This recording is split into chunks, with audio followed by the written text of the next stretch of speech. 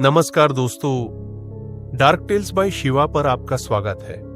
आज हम लेकर आए हैं एक ऐसी कहानी जिसमें खून नहीं बहा, लेकिन बर्फ ने 500 इंसानों की आत्माओं को हमेशा के लिए कैद कर दिया।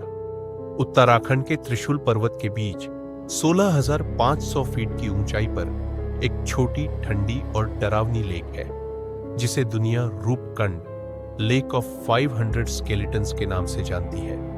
बर्फ पिघलते ही झील के किनारे दिखाई पड़ते हैं सैकड़ों खोपड़ियां, टूटी हुई हड्डियां और आधे दफन स्केलेटन्स।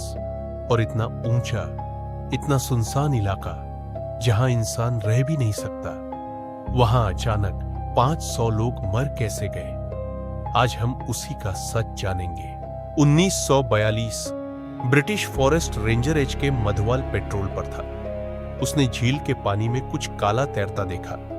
जैसे ही वह पास पहुंचा, उसके होश उड़ गए। पानी में सैकड़ों मानव कंकाल तैर रहे थे, कुछ बिल्कुल ताजा हालत में, जैसे कुछ ही वर्षों पहले मरे हों। ब्रिटिश आर्मी को लगा ये शायद जापानीज सोल्जर्स है जो वर्ल्ड वॉर 2 में घुसपैठ के लिए आए होंगे, लेकिन सच्चाई उससे भी ज्यादा डरावनी थी।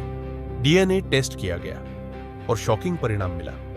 ये लोग वर्ल्ड वॉर के नहीं थे, ये लोग अलग अलग जगहों से नहीं थे, ये लगभग एक ही समय पर मरे थे और ये 500 से ज्यादा थे।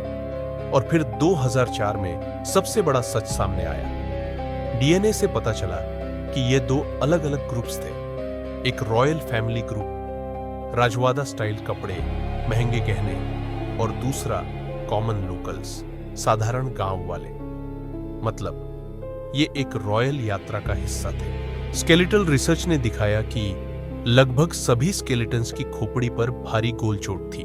साइड से नहीं, हथियार के निशान नहीं, जानवर द्वारा मारे जाने के निशान नहीं। इट मीन्स उनके सिर पर ऊपर से कुछ गिरा था और बहुत तेजी से गिरा था। पुराने लोकल्स के अनुसार देवी नंदा का भव्य मंदिर और पूजा परंपरा उत्तराखंड में बहुत पुरानी है। उन्हें हिमालय की देवी कहा जाता है।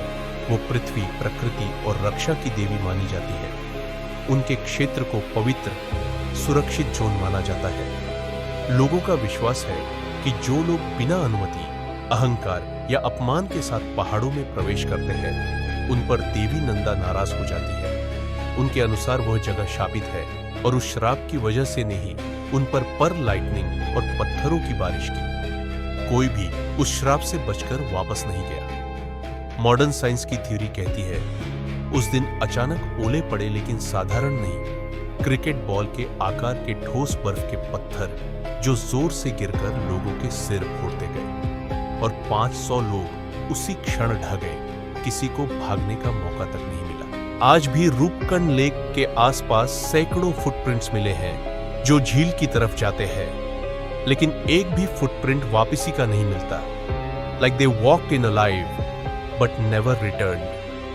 ये सब इतिहास था, लेकिन हॉरर आज भी जिंदा है। ट्रैकर्स ने कई चीजें रिपोर्ट की है। रात को ढोल की धीमी आवाजें, महिलाओं के गाने जैसी धुन, टेंट के बाहर चलने की आवाजें, लेक के चारों ओर परछाइयां घूमती दिखाई देना, स्केलेटन्स के पास पड़े सामान अगले दिन अलग जगह मिलना और असली डर।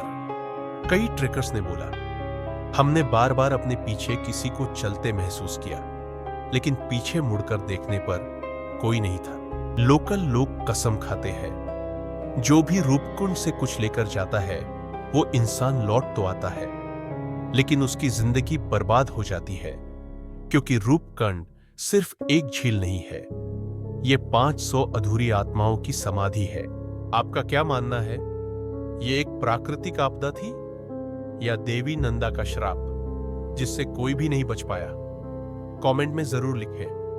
मैं हूं शिवा। धन्यवाद डार्क टेल्स बाय शिवा देखने के लिए। मिलते हैं अगली रहस्यमयी कहानी में। तब तक अपनी